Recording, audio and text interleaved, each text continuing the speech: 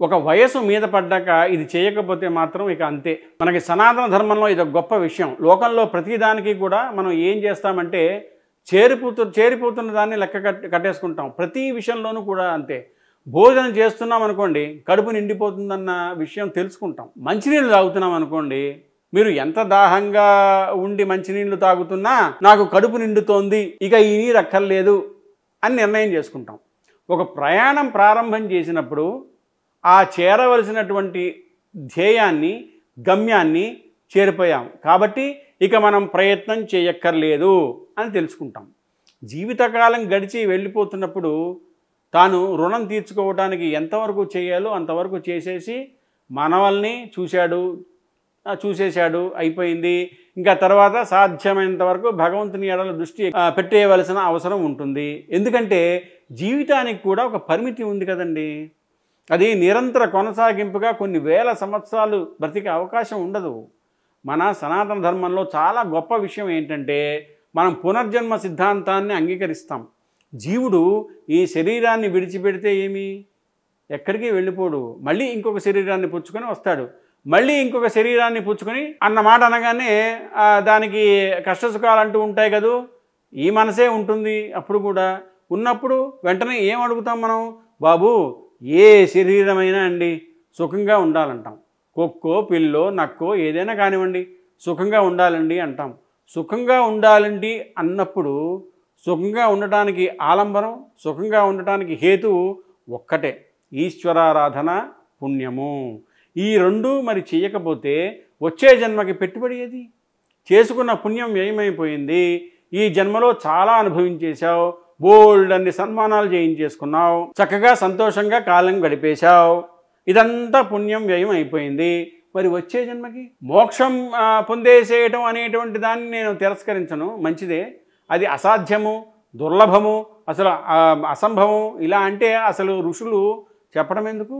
అసంభవం అన్నమాట నేను అన్నను. కానీ అంతకన్నా ఉత్తర జన్మ ఉండే అవకాశం ఉంటుందేమో అన్న కోణంలో కూడా ఆలోచించడం చాలా అవసరం. కాబట్టి అప్పుడు భగవంతుని యందు పూనిక జీవించగలిగినటువంటి ధృతి ఏర్పడాలి అంటే దానికి అధ్యయవసానము అని ఒకటి కావాలిగా. మీరు చూడండి, దీపాన్ని చాలాసేపు చూసి కళ్ళు మూసుకుంటే మీకు దీపం కనపడుతుంది. సాధన దేని గురించి చేస్తామో ఆ చేసినటువంటి సాధన యందు లోపల నిలబడినటువంటి వస్తువు ఏదో అదే ప్రాణోత్క్రమణందు కనపడుతుంది. అందుకని చివరి దశకి వచ్చేటప్పటికి ప్రయత్నపూర్వకంగా ఈశ్వరుడి వైపుకి తిప్పాలి మనసుని. అలా తిప్పకపోతే చాలా ఇబ్బంది వస్తుంది. ప్రయత్నపూర్వకంగా ఈశ్వర సాధనకు తిప్పుతా అన్న మాటలో రెండు ఉంటాయి. ఒకటి మీరు ప్రయత్నం చేయటం ఒకటే కనపడుతుంది, కానీ ఫలితం అన్నది ఏమీ ఉండదు. ఎందుకని అంటే భౌతికంగా ఈ శరీరం ఆశ్రమంలో ఉంటాడు, ఈ శరీరంతో పిల్లలు దూరంగా ఉంటాడు, కానీ మనసు మాత్రం వాళ్ళ యందే ఉంటుంది. మనసు మాత్రం భోగముల యందే ఉంటుంది. అప్పుడు ఉపయోగం ఏమైనా ఉంటుందా అంటే ఉండదు. అందుకే ఆసేతు హిమాచల పర్యంతము రాజ్యాన్ని పరిపాలించినటువంటి రాజులు కూడా వీటిని విడిచిపెట్టి నారచీర కట్టుకుని వెళ్ళిపోయి వానప్రస్థాన్ని స్వీకరించి భార్యతో కలిసి పరమేశ్వర పదమునందు నిలబడి పరమేశ్వరుణ్ణి చేరిపోయేవారు తప్ప నేను చేయవలసిన కర్తవ్యం అయిపోయింది. ఎంతవరకు? పితృరుణం తీరిపోయింది. ఆ కొడుకు ఒక కొడుకుని కన్నాడు, చూసేశాను, మనవడి వరకు చాలు, నేను ఒక అత్యున్నత స్థానంలో నిలబడి నా బిడ్డని ఉన్నత స్థితికి చేరుకోవడానికి ఏ ప్రయత్నములు చేశానో అవి నా కొడుకు నా మనవడి పట్ల చేయగలడు, ఆ స్థితి వాడికి కలిగింది, ఆ పరిణతి ఉంది నా కొడుక్కి అని అనుకున్న ఉత్తర క్షణంలో సంసారముతోటి సంయమమును బాగా తగ్గించుకుని వాళ్ళది ఇంకా వాళ్ళకి విడిచిపెట్టే, ఎక్కడికో వెళ్ళిపోక్కర్లేదు. ఇవాళ ఉన్న రోజుల్లో మీరు ఉన్న చోట మీరు ఉండి కనీసం ఇంట్లోనైనా వానప్రస్థగా బ్రతికేటట్టుగా ప్రయత్నం కొంత చేస్తే తాను శాంతిగా ఉంటాడు, కింద వాళ్ళకి శాంతిగా ఉంటుంది. అన్నిటికంటే పెద్ద ఇబ్బంది ఏంటో తెలుసా అండి?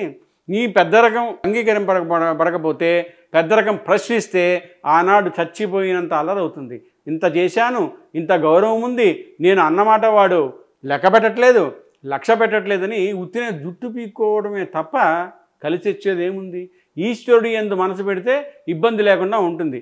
కౌరవులు పుట్టిన తరువాత అపశకనములు కనపడతాయి. అప్పుడు వ్యాసుడు కుంతిదేవి అంబాలిక దగ్గరికి వచ్చి ఇలా చెప్తాడు, ఈ పుట్టినటువంటి కౌరవులు ద్రోహులు, క్రూరులు. ఇక కౌరవులకు పాండవులకు దెబ్బలాటలు మొదలవుతాయి. మీ సమక్షంలోనే ఇవన్నీ జరుగుతాయి కాబట్టి మీరు చూసి తట్టుకోలేరు. కాబట్టి మీరు ఎక్కడికైనా అడవి ప్రాంతాల్లోకి వెళ్ళి తపస్సు చేసుకోండి. మీరుక ప్రశాంతంగా మీ జీవితకాలాన్ని వెళ్ళబుచ్చొచ్చని చెప్తాడు. అందుకే ఒక వయసు వచ్చాక వానప్రస్థుగా మీ ఇంట్లోనే పరమేశ్వర సేవ చేస్తూ ఎవ్వరితో ఎక్కువగా చర్చించకుండా, మాట్లాడకుండా మీ జీవితకాలాన్ని గడిపేస్తే ఆ ఈశ్వరుడే చూసుకుంటాడు. అందరూ జై శ్రీరామ్ అని కమెంట్ పెట్టండి. పెళ్లి సంబంధాల కోసం మా టెలిగ్రామ్ ఛానల్ మ్యాట్రిమోనీ ఇండియాలో జాయిన్ అవ్వండి.